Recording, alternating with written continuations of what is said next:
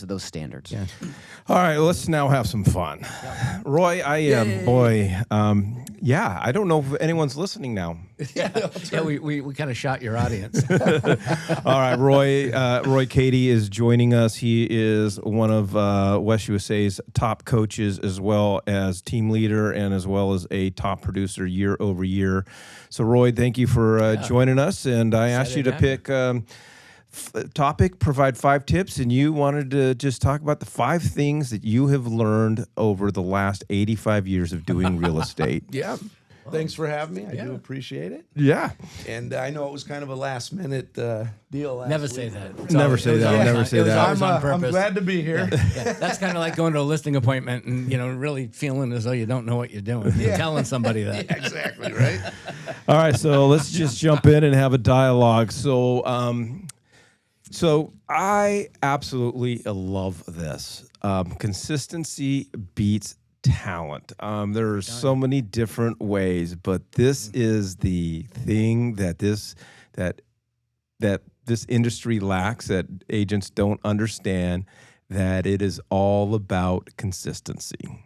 Yes, absolutely. And, one of the reasons I picked this is talking with agents and mentoring agents all the time. These are the biggest things that I've learned from coaching and mentoring people is it comes a point where consistency just outweighs everything else. I mean, you can be the most talented, sharpest, perfect, ideal person, if you will, but if you're not consistent in doing these things, it's not going to get you anywhere. I mean, the person that's consistent and keeps moving forward, wakes up every day and goes to work, has a schedule, are going to end up being the most successful. I love it. And so what would you say are some specific examples of how this plays out?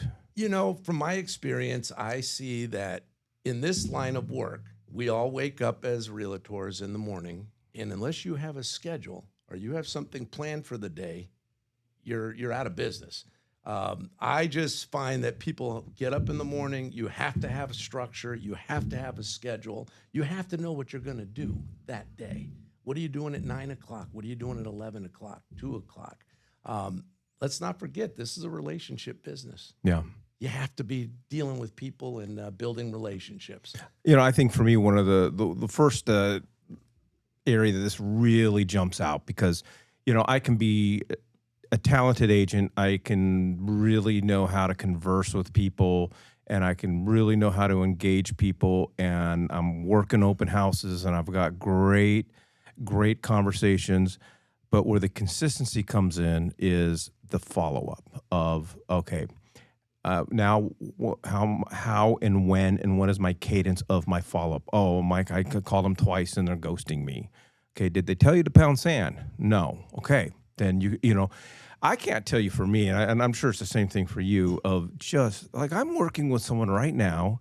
I started this process 5 years ago, but it's leveraging my CRM, and it's just the consistency of just, here is my follow-up strategy.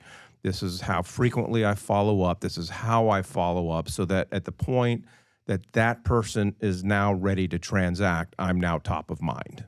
Yeah, no, absolutely. And, follow-up's a whole nother subject, right? I mean, this speaks to the person who wakes up and they're high in the morning. I used to have a buddy, Jimmy Johnson, one of my friends, and he used to wake up every single morning, and he was up and out so early, but his whole thing all day long was, how many people can I meet? That was his goal, but that's because that's the kind of guy he was.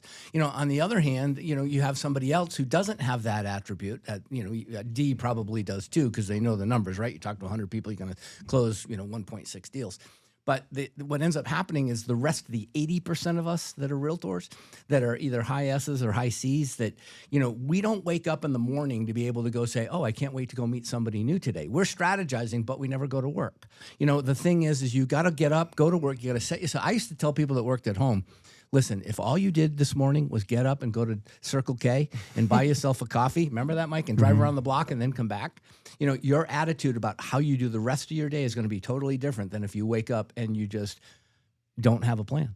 No, absolutely. I agree 100%. I mean, people don't get up in the morning and just plan to fail that day, right? I mean, they're not also planning don't plan to win. Yeah, exactly. So no, I think, and I think we would all agree. I mean, follow up is usually one of the weaknesses for a lot of salespeople, not just agents that are doing real estate. I was guilty of that myself when I first started. I mean, you call somebody once or twice, and that's it. You don't hear back from them. They don't call you back. You don't call them the third time, the fourth time, the fifth time, the sixth time. It usually takes 6 or 7 times before they say, "Hey, I'm ready to list my house." And that's a national average. That's so- a national sales average. Yeah. All right. All right. Number 2, lead generations solve most problems. What do you mean by that? You know, lead generation solves most problems. I mean, most agents, when you ask them how they're doing, how's business, if it's slow, what's the reason for that? It's because their pipeline is not full. They're not doing those type of things, right? And we all run into that.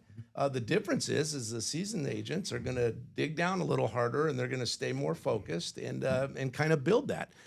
Lead generation, that's this business. I mean, we have to be out there generating leads. We have to. If we're not, Business is dead. We're dead. We're out Right. of business. I mean, so that's a huge one. And you know, then people say, well, what is lead generation? How do you get leads? What do you do? I always tell agents it's not just one thing. It's a bunch of different things.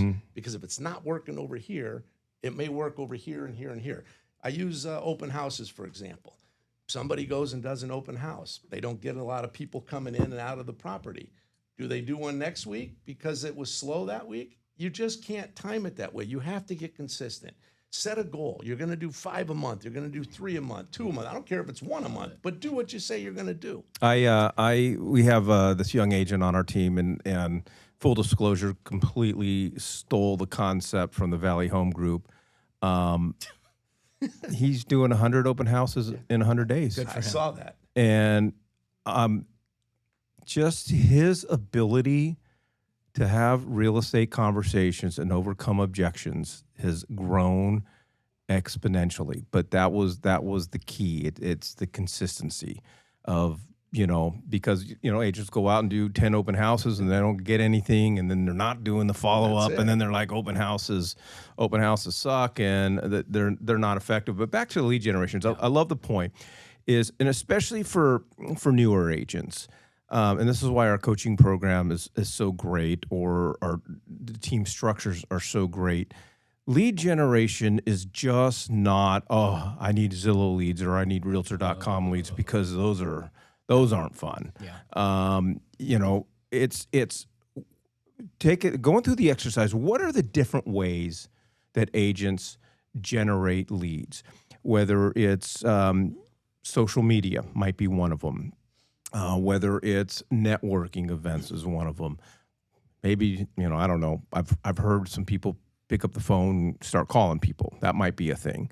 And going back to consistency in your calendar and so forth. There's a gazillion different types of lead generating activities. And it generally takes a couple years to figure out which ones work for you and which ones don't.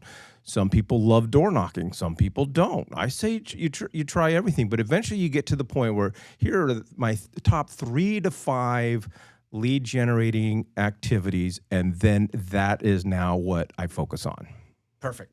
That's what makes an experienced agent more efficient usually than a newer agent, is the fact that you've identified what works. Get this, for you, the person you look at in the mirror. That's the only person you're in competition with. What's going to make you wake up and go do something? But I like this because there's so many memes out there on the internet today that talk about this kind of same concept. It's like, you can solve all your bottom line problems by increasing your price.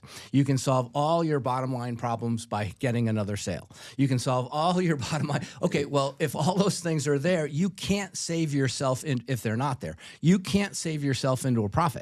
There's no way you're going to pay your bills by not spending money this month. The only way you're going to pay your bills is by having new cash flow come into your life. And the only way to do that is to go find a way that works for you to bump into people and have a real estate conversation. So, Roy, when you started out, it's hard to remember, right?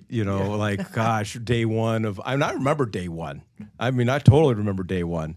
But what were your lead generating activities, and how have they evolved over the years? Honestly, for me, and you guys know this, I got involved with the inbound sales program. Yeah.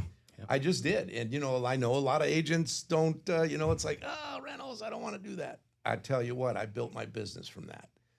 You know, I could sit here and tell you a story. My first couple ones that I got turned into some huge deals. As a matter of fact, I'm going to just give you a little piece of that. My month and a half when I started in the inbound sales program, I got a lead that came in and somebody wanted to list their property for rent, 83rd and Deer Valley. So I put it up, I listed the property and so forth. I had a couple from Boston that reached out to me. They were both doctors. They're both transferring to Banner. They rented the property, leased the property. Everything was going well for about 2 months. The landlords called me and said, hey, we're getting a divorce. I want to sell the property. Well, what happened? I ended up selling both the doctors a brand new build, 800 and some thousand. This was my first sale from when I got into the business. I sold him. They got divorced. I sold the landlord, both of them, a house. Christine is her name. I'm still in touch with her. I still have her property now, renting and so forth. One of the other agents just rented it for me here not too long ago. So that's a big part of how I started. That's great. And it goes back to the follow-up, keeping in touch with these people and so forth. So I think it's a shame, Mike, that after you've done all the work, not to sell a house and close it. That's one thing. But to meet somebody and to get them in a conversation with you about personal stuff, about their kids, about life, and yet you don't stay in touch with those people over time. Yeah. All the business you got to be wasting and missing. That's where I think we leave all the money on the table. My first lead generating tool was Floor Time. That's how long I've been in this business. You remember those days, Todd? Yes. And people would walk in. We were on a storefront, and people would walk in, and we fought for floor time. And the amount of homes that I sold you were through crushing floor it. time. Yeah. But you know what I didn't do? No one back then was nobody telling stayed me in about the touch with follow up. everybody. You know, and all right, good stuff. Yeah. Well, that's that's the before. problem with lead gen. That's the problem with like buying internet leads or being in a storefront like that. Is you become reliant on the next lead. You don't think that there's a value in the one you just closed or the people that you just met that you didn't close. All right, so we kind of started getting into this. Follow-up is where the money is, and I was just saying the lack of follow-up is where we leave all the money on the table. The reason that I have a slight weight problem is because I am from one of those generations that my parents, I was not allowed to leave the table until I cleared my plate. And you think about, I mean, I could get serious on that. Like, that's terrible, you know? Yeah. And I cannot, I will, it doesn't matter how much you put in front of me. I don't like to leave food on the table. But I also don't like to leave money on the table. And follow-up is everything, whether, and I'm specifically talking about after the close, but follow-up is once you meet somebody, what's the follow-up look like? I mean, imagine that the people that you met aren't ever going to buy from you, but they know somebody or will bump into somebody that will. And if you don't stay in touch with them, then they're gone. You're not going to get that. yeah, and we've touched on this. It's hard not to, but it's just one of those things. I mean, follow-up is extremely important. Whether you're following up to generate the lead base and do that type of thing, or you sold a house. You sold the house and you never talked to them again. Nope. They're not going to remember you. You know what I'm saying? I mean, I don't remember who I bought a car from 3 years ago if they're not staying in touch with me and follow up, sending me something through Drip Campaign or what have you. Follow-up's huge, not just in real estate, but I think in any sales business. And it's a weakness that we all have, and you really got to stay consistent and focus on that.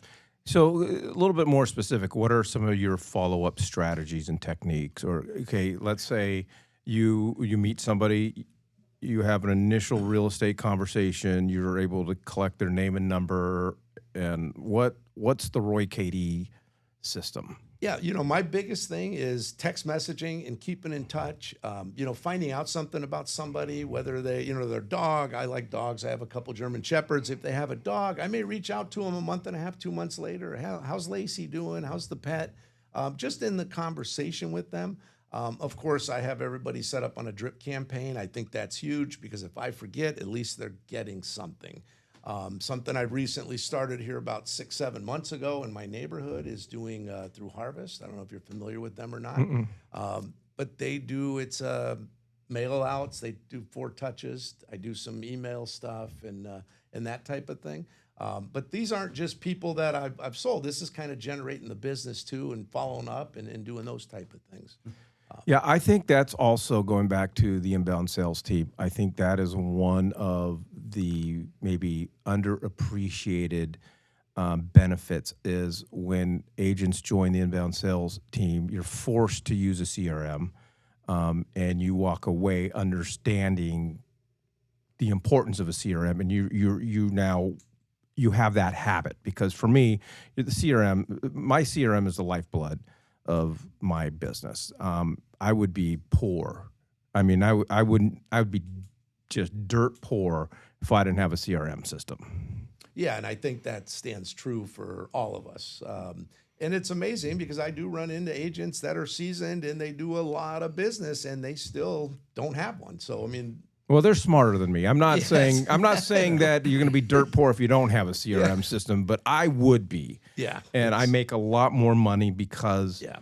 I leverage my CRM system. I like the word system, Mike. I like it better than I like the word CRM, but I like the word system because you can have any system as long as there is one and that you're being consistent with it. And the other piece of this is the word conversion, and I hate the word conversion. I used to love it because it meant money. But now it means that I'm trying to force the round peg in a square hole. Now it means I'm trying. I think my goal is to take every person that I talk to and force them into an appointment with me, or force them into the next step, or force them in. And although there's some element of truth in the fact that we do have to continually try and schedule those appointments and do the things, no questions asked. But sometimes people just aren't at that right point yet. And so you need to, and if there's anything that I can ever encourage people to do, it's communicate with people, not to be the person who's going to convert them, but to be the person who's going to help them through this process, answer any questions they have. Just stay in communication with them. To Roy's point, talk about the dog. I don't care. Find a hobby or an interest that you share with somebody and talk to them about that. But in the end, the word conversion is being there at the time when the buyer's ready or the seller's ready to make that commitment. But in the meantime, it's not about conversion. It's about, winning friends, influencing people. And I use the term top of mind. I want to be top of mind when Roy is ready to transact. That's how I know that my follow-up is effective and working.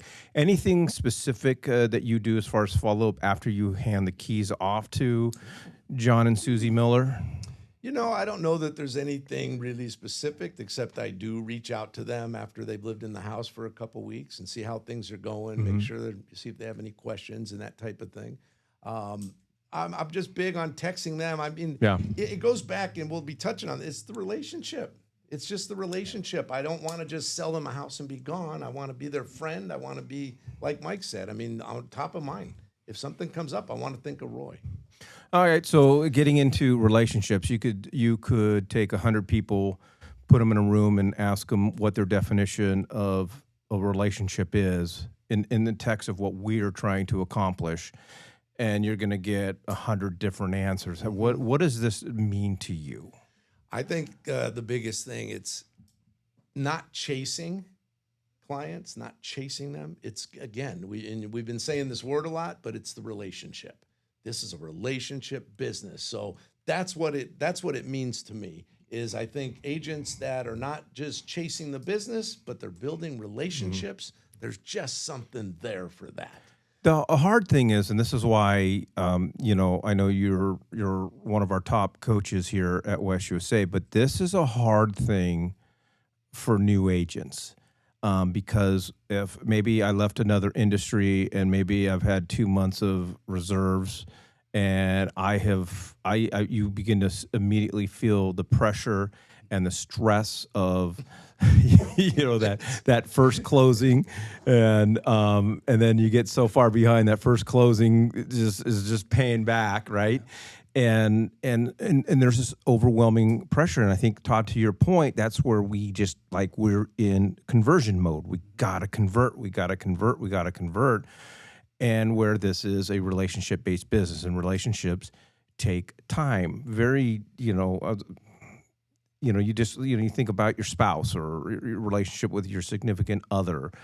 It wasn't, I took my wife out on the first date and proposed to her. Didn't, and we How would weren't- that have worked? Well, if we were in Vegas and throwing back a few, I was about to say people do this. So, but it took time. Yes. It's because we always maintain, Nick and I always say this, that, in sales, people only buy from those that they trust. Trust. And trust takes time. And so what's your advice for like the new agents that are like, golly, I need to convert right now? I would say be patient, focus on the relationships. Don't just try to push somebody into that, right? You got to be friends. They got to like you, right? I mean, it's got to kind of start with that. I think that's the most important thing. I always tell agents, find something you enjoy. Like me personally, I like, you guys, some of you know, I like the dirt bikes and getting out there and that type of thing. I do that for a couple reasons. One is the relationships. People trust me. They know me. They see me out at the track. I just had somebody from Idaho at one of the races a couple weeks ago. He's planning to move here. He called me. He wants to buy a house. I wouldn't have got that unless I was part of that, right? Yeah. So I tell people, find something you enjoy to do. If it's shooting pool and you're out there playing pool or shooting darts, you're gonna be okay. I like thinking that in this perspective, you can't tell somebody now's the time to buy. You could, but what you've got to do is lead them to that realization all by themselves, or it's now that they want to buy this particular house. You've got to lead them. You got to say things. Don't tell them it's a good house and they should buy it. You got to lead them to come to that decision all by themselves. From that, that's what they want to become. And the second thing, to Roy's point, is just, it's like me, trust me. The more you're just in conversation with people, the more they have an opportunity to learn something about you they didn't know in the last conversation that makes them want to maybe talk to you again. I just tell people that my wife has very expensive handbag taste, and I need you to buy this house now because my anniversary's coming up. But I think, Roy, we could combine points 2 and 4. Lead generation activities are those that provide you opportunities to build relationships with people. And then now when you think about that, and you think of it through that prism, then I think it will really impact the type of lead generating activities that you might consider. Before you try to force somebody into buying a home, the secret to what you just said, Mike, is just put yourself in more opportunity mode. Put yourself back out in the open houses. Put yourself back out where there's a steady stream of people that just by mistake, the laws of averages are going to work on your behalf. Because you can't, if you do it the other way, it's going to come unwound. All right. Mindset is everything. I mean, if you don't have the right mindset, don't worry about points 1, 2, 3, and 4. You forget about it. So to you, what's the right mindset for this business? I think, skills matter, but mindset is the most important. Staying focused, focused on what you're trying to get done. I think that's the most important thing an agent can do. You got to have a positive mindset. You got to enjoy what you're doing. You got to want to do it. And again, it goes back to the relationships and staying focused. Yeah, and I think for me, I mean, again, you could have a gazillion different answers to the question, but I think it's two things for me. It's being goal-driven, because if I have the goal, I know where I'm going, but I also think, especially in this business, there's an element of resiliency, because bad stuff happens. People cheat on you, and deals fall out, and people lose their jobs 72 hours prior to close of escrow, and it can really beat you up mentally and emotionally. But I still have the goal in mind. And you have to develop a strong sense of resiliency to overcome the challenges. There's books out there that deal with your why, WHY. What is the reason why I'm doing what I'm doing? Maybe you had a realtor who helped you buy your house and you just thought, oh my gosh, for the caliber of service I just got, they made really good money. Maybe I want to get into that career. Or maybe it was a horrible performance and you said, oh, I want to get into real estate because I want to protect more people from people like that. Whatever the reason was you got in, but more importantly, the why is the passion behind what you do, why you wake up in the morning. And and this girl, Kate Gentry, said to me many, many years ago when I asked her, we were in this classroom and we were dealing with, defining the word why. And her answer was, it's what makes you do what you don't want to do when you know you have to do it. Yeah. And to me, I think that's mindset. All right, Roy, tell us a little bit about the coaching program. Okay, the coaching program, I think most know, we do a lot of mentoring, coaching. People always say, what's the difference between coaching and mentoring? Well, mentoring is somebody that you're going to mentor. Maybe it's a newer agent. Coaching is somebody like us. They're seasoned. People sometimes forget that even though you're seasoned and you've been doing this for many, many, many years, that doesn't mean you don't need a coach. Coaching holds people accountable. Mm-hmm. I always use the example in professional sports. I mean, you got pro football, pro basketball, right? I mean, those guys are, a lot of times they're better than the coach is, right? I mean, they're better players, but why do they have a coach? They have a coach so it can keep them grounded, so it can keep them focused and that type of thing. That's important. If you're in the West USA Arrowhead office, and I do have an office there, so please stop by and say hi. I'd love to chit chat with you. Can we do recruiting on this program? Absolutely. Stop by and see me. I'm there in the area. I've got my name on the door. I'd love to visit with you. I just want to say one thing real quick. This weekend, I had an opportunity to go for a run with an individual that we had just met.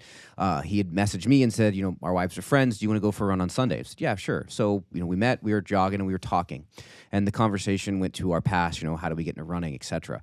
He had run in college at a collegiate level on a scholarship. He was running 100 to 120 miles a week. That was 10, 15 years ago. His running had slowed down. He had other prioritizations. He reached out to me because he wanted someone to hold him accountable to wake up in the morning to go and run.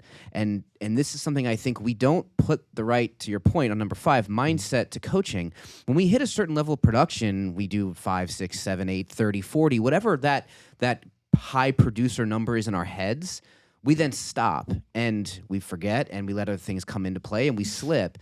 Someone running 100 to 120 miles, I have nothing to provide them. They know more than I do. They put in more time, but he was looking to me not necessarily as a mentor, but as someone to just be a coach, work with them, talk about our forms, work about trail running, and just be accountable to one another. And I think that is one of the most powerful things that coaching can do that we just don't talk about enough. Yeah. I thought Nick was going to confess on air that I'm actually his running coach. So. For sure, buddy. Roy, good stuff. I appreciate it. And it doesn't matter what office you're out of. You got Roy's information. I know up there on the screen. He'd love to have a conversation with you, point you in the right direction, take advantage of. And that's the other thing I love about the coaching program. Really what you're taking advantage of, the years of experience that our coaches bring to the table, the amount of bad decisions that they will help you avoid, because we've done them. Been there and done that. All right, appreciate it, Roy. We leave everybody with the quote of the day: momentum is built on follow through, follow up. Appreciate everybody joining us. Go out and sell a home.